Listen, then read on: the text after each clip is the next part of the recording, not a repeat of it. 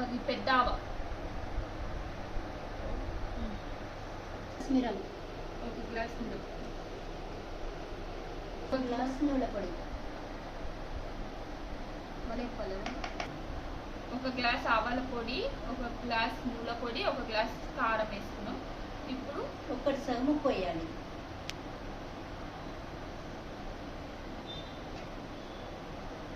1.5 glass salt,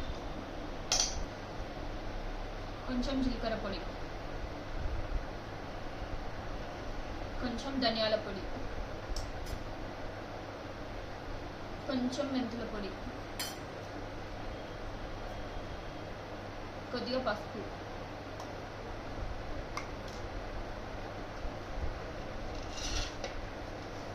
ఇవన్నీ వేసుకొని కలుపుకోవాలి.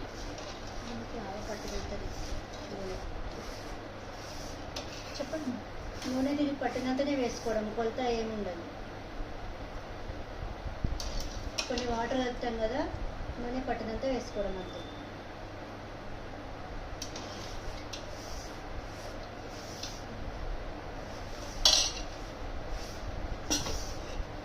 ఆయిల్ అందాదా వేసుకోవాలి. దీంతో పాటు వాటర్ కూడా కలుపుతాం దీంట్లో.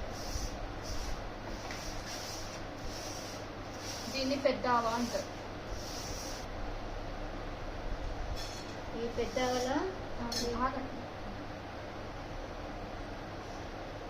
ఈ పెద్ద ఆవల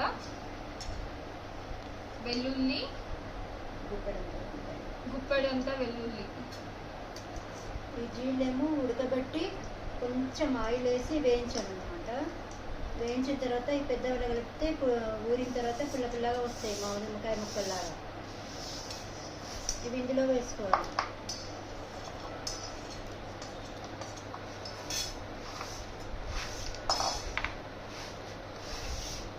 సరిపడి అన్ని ముక్కలు.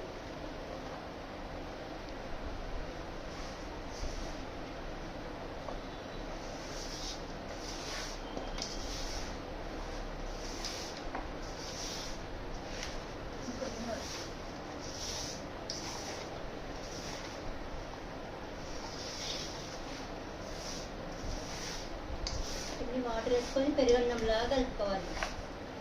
ముక్కలు వేసుకున్న తర్వాత వాటర్ వేసుకోవాలి. వాటర్ వేసుకొని పెరుగన్నం లెక్క కలుపుకోవాలి.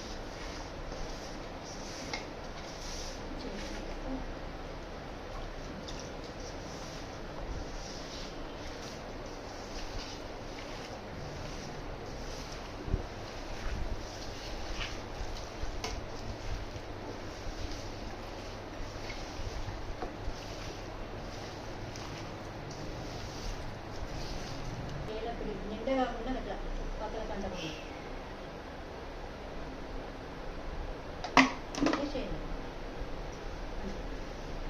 ఇట్లా పెరుగన్నం లెక్క కలుపుకున్నాక దీంట్లో ట్రాన్స్ఫర్ చేస్తాం.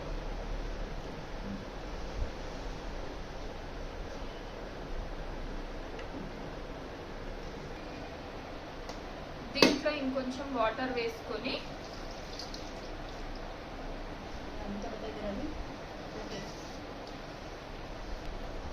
ఇది మంచిగా మిక్స్ చేసుకొని